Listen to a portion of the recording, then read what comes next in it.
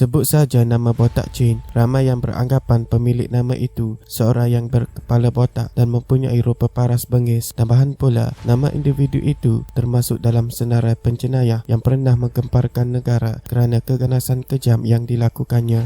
Ramai yang tidak tahu nama sebenar botak Chin adalah Wong Swee Chin. Dia dilahirkan pada 1951 di Kuala Lumpur dan mempunyai 10 orang adik-beradik. Botak Chin mendapat pendidikan rendah di sebuah sekolah rendah jenis kebangsaan Cina di Sentul sebelum menyambung pelajaran di sebuah sekolah menengah Inggeris. Dia hanya belajar sehingga usia 15 tahun sebelum berhenti. Dalam usia yang masih mentah, botak Chin mengambil upah sebagai pembantu di Pasar Borong di Jalan Tun Ismail selama setahun, dan ketika itu pergaulannya bertambah luas. Walaupun cuba menjalani kehidupan biasa, botak Chin pernah dibelasah oleh ahli kongsi gelap gara-gara tidak mahu membayar uang perlindungan. Peristiwa itu mengubah kelakuan dan sikapnya. Dia tekad memajukan diri dan mula belajar ilmu seni mempertahankan diri. Misinya adalah untuk membantu dan membela mereka yang teraniaya. Dalam masa yang sama, dia cukup berhati-hati mencari rakan yang sangat dipercayai. Agak keterlaluan apabila botak Chin menganggap dirinya Robin Hood moden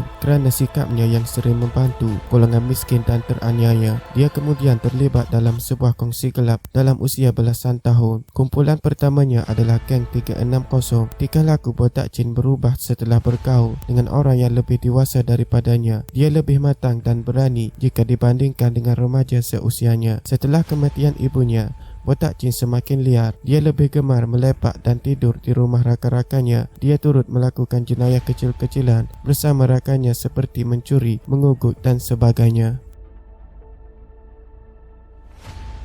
Botak Chin berasa seronok dengan aktiviti jenayah itu. Dia mula merangka untuk melakukan jenayah yang lebih besar dengan menggunakan senjata api. Pada 19 April 1969, botak Chin melakukan rompakan bersenjata pertamanya bersama 3 rakannya. Sungguh pun botak Chin tidak mempunyai senjata sendiri. Rompakan itu berjalan lancar kerana kedua rakannya memiliki pistol. Botak Chin kemudian berhasrat untuk menubuhkan kumpulan sendiri setelah dia memperoleh senjata pertamanya, iaitu pistol 22 revolver. Dia tidak mahu berada di bawah orang lagi dan mahu bergerak bebas. Percubaannya itu berjaya mengumpul beberapa lagi rakan lain menyertai kumpulan baharu itu. Botak Chin juga meletakkan beberapa syarat dan peraturan yang mesti dipatuhi, sama seperti kumpulan kongsi gelap lain. Ahli kumpulan botak Chin tidak dibenarkan mengambil dadah dan menganiaya orang miskin. Walaupun nampak baik, dia tidak teragak-agak untuk membunuh ahlinya sendiri yang melanggar syarat dan derhaka. Botak Chin semakin aktif dan bebas melakukan jenayah. Dia melakukan 8 rompakan dalam tempoh beberapa bulan sahaja selepas penubuhan kumpulan itu. Kekerapan kumpulan itu melakukan jenayah menyebabkan polis menyiasat kes itu lebih agresif dan teliti. Maklumat yang diperoleh, polis berjaya mengenal pasti botak Chin adalah dalangnya. Polis menunggu masa yang sesuai untuk memberkas botak Chin dan konco-konconya. Jika tidak dihalang, lebih banyak lagi jenayah berat akan dilakukan oleh kumpulan itu, dan secara tidak langsung ia akan mengganggu keselamatan awam.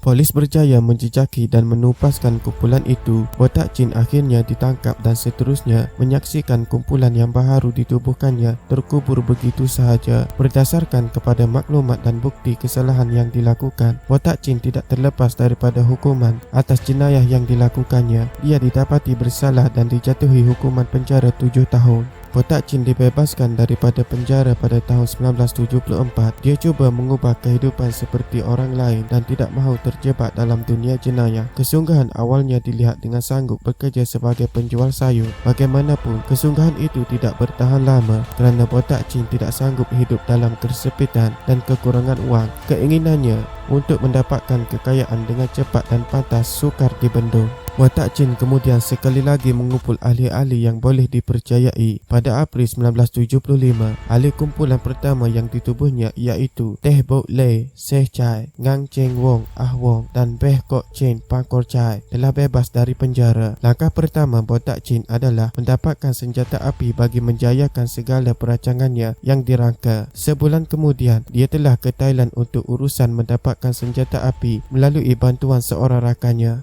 Setelah beroleh senjata, Botak Chin tidak menunggu lama apabila membuat rompakan di sebuah pusat perjudian haram di Sentul pada 2 Jun 1975.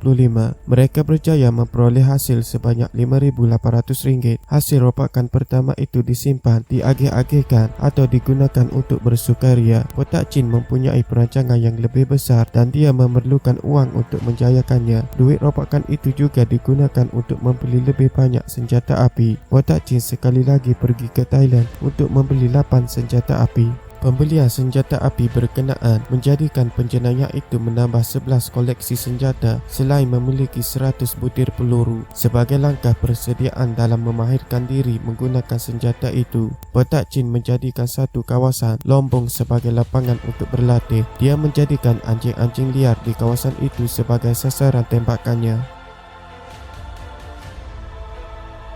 Pada 20 Julai 1975, kumpulan penjenayah itu melakukan satu rompakan bank di Jalan Imbi, Kuala Lumpur. Mereka melarikan RM95,000. Jumlah itu kemudian dibahagikan kepada ahlinya sebanyak RM25,000 seorang. Belum reda kes rompakan bank, Botak Chin melakukan rompakan di sebuah rumah ibadat di Jalan Kolam Ayer sebagai sasarannya. Kumpulan itu hanya merompak beberapa pemain mahjong dan bukan keseluruhan orang ramai yang berada di situ. Kumpulan penjenayah itu melarikan uang tunai sebanyak RM10,000, barang kemas dan beberapa barangan berharga. Pihak polis mempergiatkan lagi operasi memburunya dalam usaha membanteras kumpulan itu. Timbalan Ketua Siasatan Jenayah Kuala Lumpur pada ketika itu, Deputi Superintendent S. Kuala Singgam, diberi tanggungjawab mengetuai pasukan untuk memburu Botak Chin. Botak Chin menjadikan Kuala Singgam sebagai sasaran apabila kumpulan itu melepaskan 18 das tembakan ke kereta pegawai polis yang berhenti di lampu isyarat Jalan Davis, Jalan Pekeliling pada 22 November 1975.